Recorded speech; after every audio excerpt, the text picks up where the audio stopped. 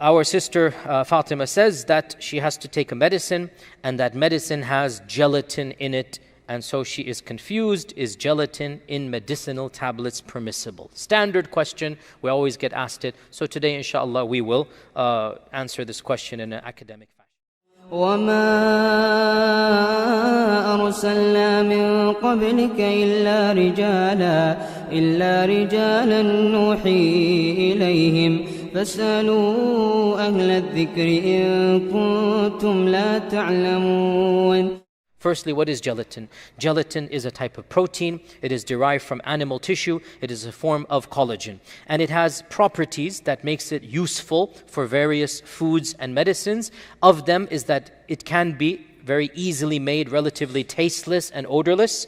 And it has a protective layer. So it can be made to basically put medicine inside it, and you have the gelatin capsule outside of it, right? So it's odorless and tasteless, and you're preserving the stuff inside of it. Or you can add sweet and make the gelatin itself into a sweet. Think of Jello. Jello is exactly gelatin. That's what gelatin is, right? Jello is nothing but gelatin. So that material, which is, just enough permeable and whatnot to enjoy, to eat gummy stuff, and you put some sweet in it or sugar. So gelatin can give texture to a food. It can protect the food inside of it. It's something that can be very useful in many different types of food, and that is why we find it in so many different food products. Now, where does gelatin come from? There are 4 primary sources of gelatin. Number 1, animals. Number 2, fish. Number 3, plants. And number 4, synthetically produced. Okay? These are the 4 primary sources of gelatin. Now, we are talking about the first one. If gelatin comes from fish, it is halal for us. If gelatin comes from plants, it is halal. If gelatin is synthetically manufactured in a laboratory, it is halal. However, don't quote me, but like 80 to 90% of the gelatin in the world comes from the first category, which is animals. You do not find gelatin from plants except with great, great, great difficulty. Those that are strict vegans and they will not take gelatin from animals, they will somehow, when they manufacture their pills, they will go to the gelatin from plants, and therefore the price is going to be jacked up because it's more difficult, etc. So that's very rare to find. Gelatin from fish is also very rare because, come on, fish bone, seriously? It's not easy to do, right? So some types of gelatin comes from fish, and typically when it does, it will also have the label on there, but these are very rare. As for synthetically produced gelatin, as far as I know, you will not find it in any food product, because to produce synthetic gelatin is like 50 times more expensive than to just extract it from animals. So why would anybody produce it in a lab? Nobody produces it in a lab and then puts it in a food product. It costs too much. So the default, when you pick up a product and it says gelatin, where is it from? What's the default? Animals. Ignore the other 3 categories unless it says so. If it says, and I've seen this with my own eyes, gelatin in brackets, plant derived. If you find this on the product, 100% halal. And generally, when the corporation is using plant gelatin, it will want to tell you. Why? Because it's advertising to the vegans. Okay? So, we are now talking about gelatin that is animal derived, and that is the default. Now, obviously, now gelatin is derived typically from the meat and the joints and sometimes even the skin of the animals. Obviously, if you're going to use animals that have been slaughtered according to the laws of Islam, so the animal itself is tahir and it is dhabiha and whatnot, obviously if you make gelatin from those bones, gelatin is halal, okay? Nihari is 1 step away from gelatin. Desi log, Nihari is 1 step away from gelatin, and it is 100% halal, okay? So when you make your next nihari, I have to come and make sure it is halal for you as well. Make sure you invite me for that. So, obviously, when the bones are halal, what you produce from the bones is halal. But when you go to the marketplace, are they using the bakra from Eid al-Adha? No. They're using which animal do they use most? Khanzir, pig. Why do they use pig the most? It's the cheapest for them. And also, by the way, the most gelatin comes from those bones as well, by the way. It's 2 reasons. First, pigs are cheap for them, easy. And then number two, the amount of gelatin they extract from that quantity is more from pigs than from other animals. So the default when you see gelatin in the Western world is that it is not just coming from a animal, it is coming from the one animal that you don't want it to come from, which is khinzir. Now, I know that some Muslim countries produce gelatin. And if it's a Muslim country producing gelatin, the assumption should be the gelatin is halal. Because we do not expect any Muslim country to produce from khinzir. They're going to be producing it from cows and whatnot, and we assume it is halal. But we are worried about now the non-Muslim lands that we live in. So we say the most of the gelatin that comes from the substances that we purchase on our shops here in this part of the world, it is actually coming straight from the most najis animal, and that is the pig. So with that, that was all introduction. Now we get to the big issue. And this is an issue that I want all of us to know. It's a simple rule of fiqh. Does something that is najis become tahir when it changes? This is the question. Or does it always remain najis? If the source of something is najis, will it always be najis? Or when it changes, it will cease to be najis, and we can now say that it is tahir. It is now pure. The Arabic term for this, the fiqhi term for this is istihala. Istihala. And all of you, without exception, know the root of this word because you say it all the time. La hawla wa la quwwata illa billah. Hawl means, hala yahulu means what? State. Change, state. Istihala, to change from one hawl to another, to change from one state to another. This is what istihala means. It is the technical term that the books of fiqh use about changing substances and products. And this is a classical topic of Islam. You will find discussed in all the madhabs. And the question is, does istihala make the najis tahir? That's the question. Okay? And you will find, and it's an interesting point, because actually, inshallah, our minds will think about this. In early Islam, what I call classical Islam, the majority of the madhabs and scholars said, no, it does not. And it is the standard position of the Shafi'i school, and it is the mu'tamad, or the accepted of the Hanbali school, and it is the well-known also in the Maliki school as well, that something which is najis will always remain najis. However, the Hanafi school, mashallah, tabarakallah, they were the forward thinkers here. And they said, istihala renders najis into tahir. Something that was najis, when it undergoes a transformation completely, it ceases to be najis and it becomes tahir. Okay? And I'm going to be very explicit here. SubhanAllah, I hope this doesn't also, the 10-second clips and then the refutations, I have to be conscious of them all the time, SubhanAllah. Our classical scholars, with utmost respect to them, were also human beings. And their fatwas and their rulings and understandings are based upon the knowledge that they knew. The fact of the matter, anybody who knows the most basic knowledge of modern chemistry cannot possibly hold the majority position anymore. Why?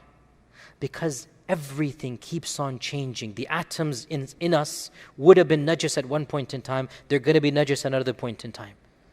Change is a part of nature. And we all are recycling our atoms.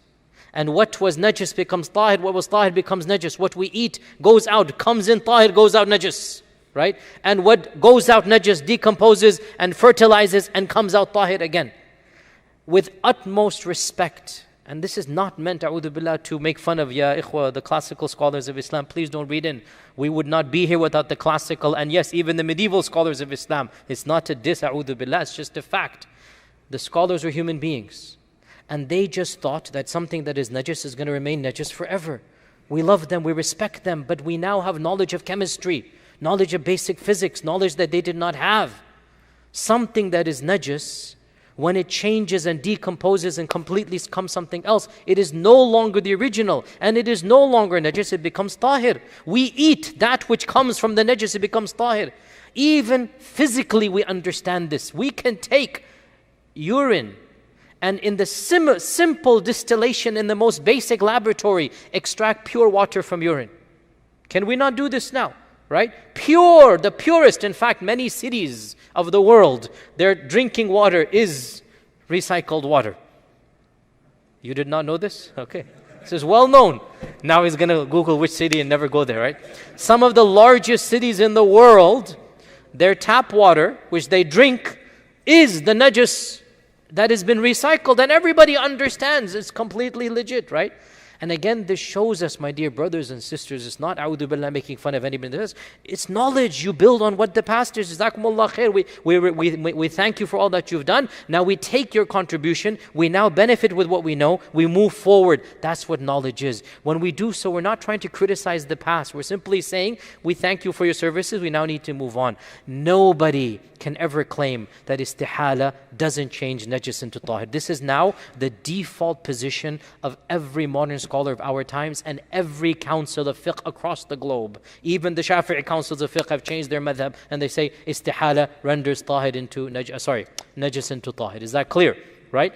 Now, and this is the position of all the scholars of modern times, regardless of what the classical said, because it's common sense and chemistry proves this. Now, we firmly believe, now what's the evidence, by the way? The evidence is many evidences. Of them is vinegar.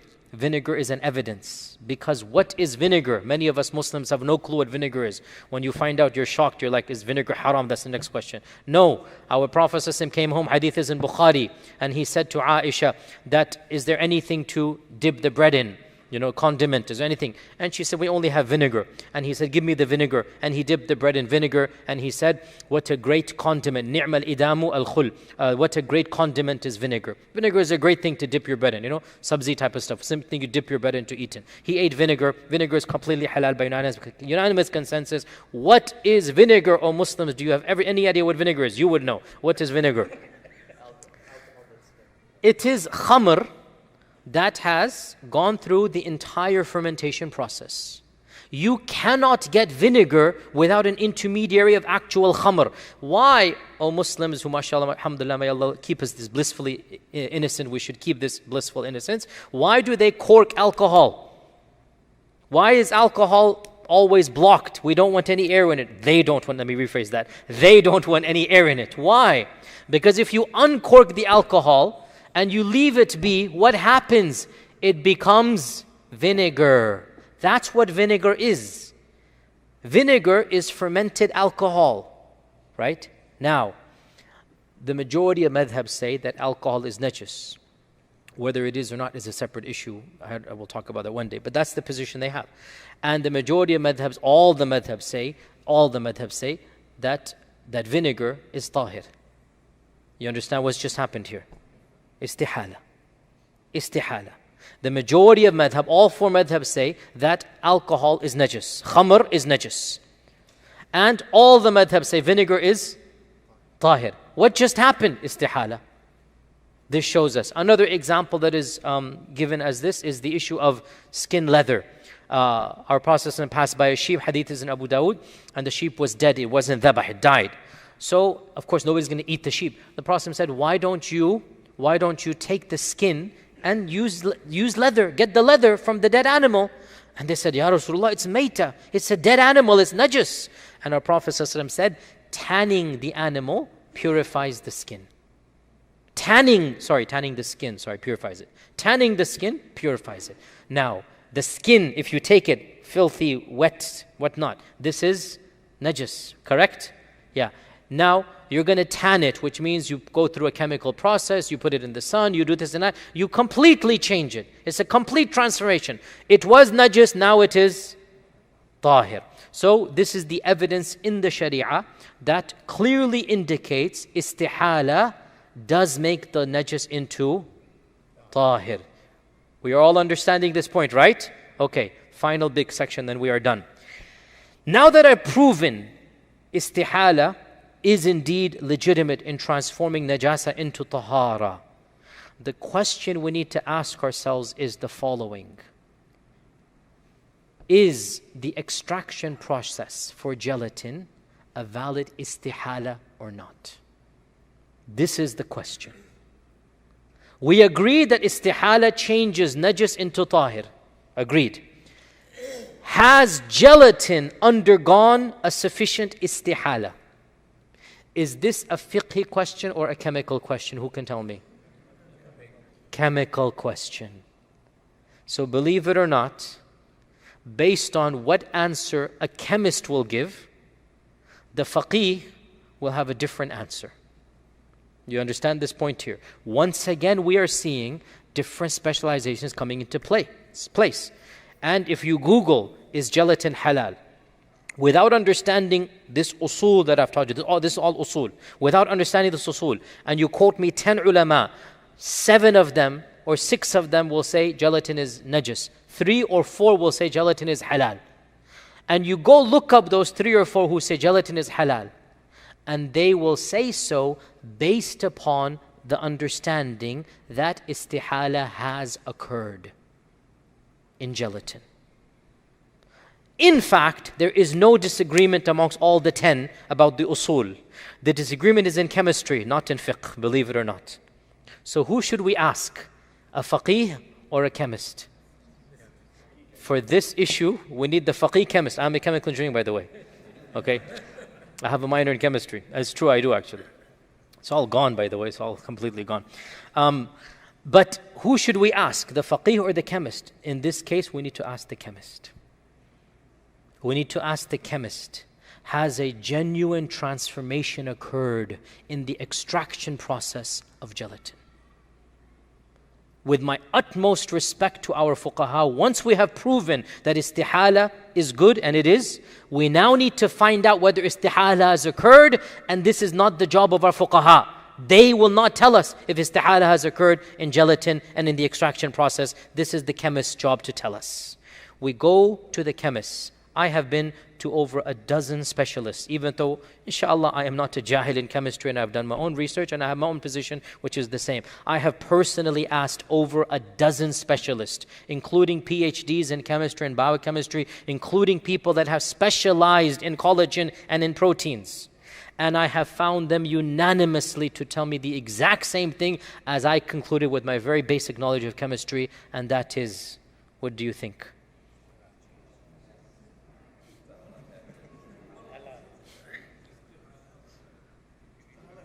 MashaAllah, you want the easy position. Before I answer you, let me tell you this. And when I tell you this, you'll know my answer. You can produce gelatin in your kitchen. It's very, very, very simple. You can literally Google how to produce gelatin in your kitchen. And you can take the bones, put them in water, boil them, scrape a little bit, right? Take the bones out, make the water evaporate, do this and that is basically your gelatin. Where do you think I'm heading with this?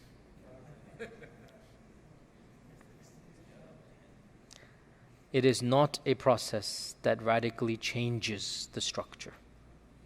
It is simply transferring that collagen from the bones of the animal into a substance that you can use for your food.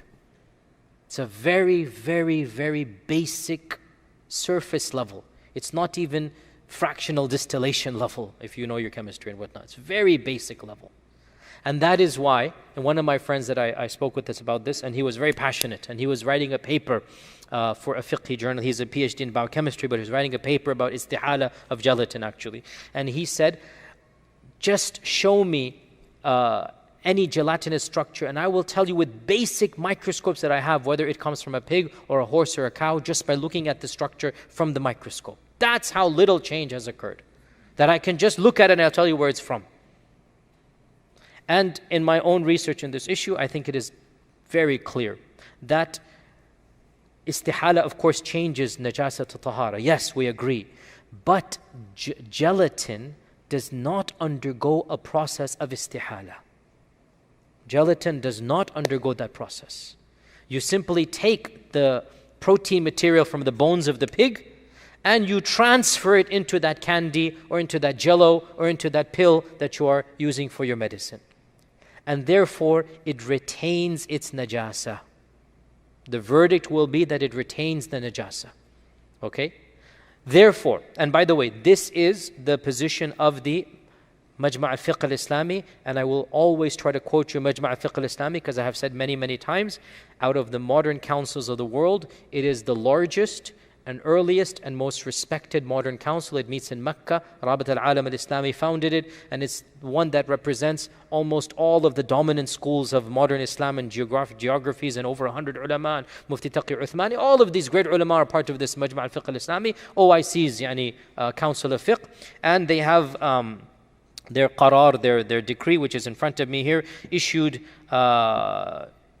October 31st, 1998, about the issue of gelatin, and it's in Arabic, and I simply say that it is allowed to use gelatin if it is extracted from halal sources that are slaughtered according to the sources of Islam, and it is not allowed to use gelatin that comes from haram sources like pig and the bones and the skin of pigs and of the fatwa. This is the fatwa of Majma' al-Fiqh al-Islami in Rabita in Mecca, where pretty much all the scholars that were there, they basically said gelatin does not go istihala. It doesn't count as istihala. That having been said, our sister's question was about medicine. So we say, if the medicine is needed to sustain a reasonable level of life, it's not some beauty product, and there's no alternative, two conditions, then this is darura. If either of these two conditions is not met, if you're taking something for beauty, it's not something that's needed for quality of life. Without it, you're going to suffer or not suffer. It's not a matter of life and death, by the way. Gelatin is not that. It's a matter of, look, you cannot breathe normally. Your blood pressure is going to go high. Something of this nature where the quality of your life will be markedly different, and you have a product here that has gelatin in it, right? And inside of it is your medicine. If you can find a halal alternative for a price that you can afford, then you should go to that halal alternative. And I humbly say, most medicines will have a halal alternative. As far as I know, most medicines will have halal alternatives. Do the research, okay? I even know of a case where the doctor said to him, for this particular medicine, you don't really need the capsule. You can open the capsule, put it into water, then drink the water. Then make sure you go to the doctor. Don't come to me. Go to your doctors, right? Again, people of Islam, don't ask scholars questions that they're not qualified to answer. A scholar is a human being. A scholar is also biased. A scholar has his own views. I cannot give you stock options. I cannot give you, fiqh. You go to me for what I know, and you go to the specialist for what they know. So if you have an alternative, excellent. If not, ask your doctor what not. Okay, this medicine, is it allowed for me to put in another substance without taking the capsule? And inshallah, this would be the ideal thing. If you're not able to, there's no substitute, and the doctor says, no, this has to go intact into your stomach, whatever. In this case, لا يكلف الله نفسا إلا وسعها, and you are allowed to take this medication if there is no alternative. And with that, inshallah ta'ala, we come to the conclusion of today's halaqah. Inshallah, tomorrow we will have our lecture. Wassalamu alaikum wa rahmatullahi wa barakatuh. لا يزال الخير حيا لا يزال إن في الدنيا سلاما وظلال أخبر الأيام أنها في وصال قم بنا وانظر لآيات الجمال قم بنا وانظر لآيات الجمال